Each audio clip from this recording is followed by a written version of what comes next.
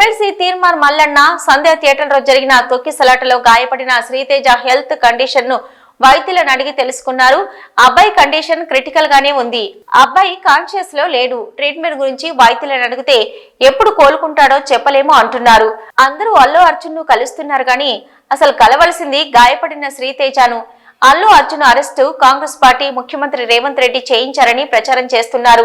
ఇలాంటి అవాస్తవ ప్రచారాలకు సినిమా వాళ్ళు బంద్ పెట్టాలి. రేపు మండలిలో ఈ విషయంపై మాట్లాడుతాను. అందుకే ఈరోజు శ్రీతేజ్ కుటుంబ సభ్యులను కలిసి ఆరోగ్య పరిస్థితిని తెలుసుకున్నాను. పుష్ప 2కు భారీ కలెక్షన్లు వచ్చాయని విన్నాను.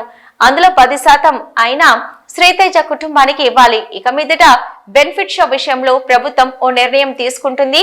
శ్రీతేజ త్వరగా కోలుకోవాలని ప్రార్థిస్తున్నాను.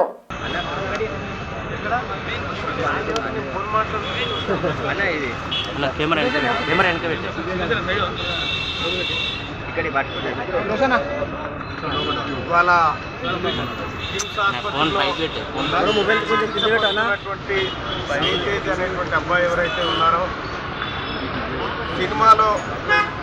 సినిమా చూడడానికి వెళ్ళి తొక్కిసలాటలో గాయపడ్డటువంటి శ్రీతేజ్ అనేటువంటి అబ్బాయిని పరామర్శించడానికి రావడం జరిగింది. అయితే తర్వాత అబ్బాయి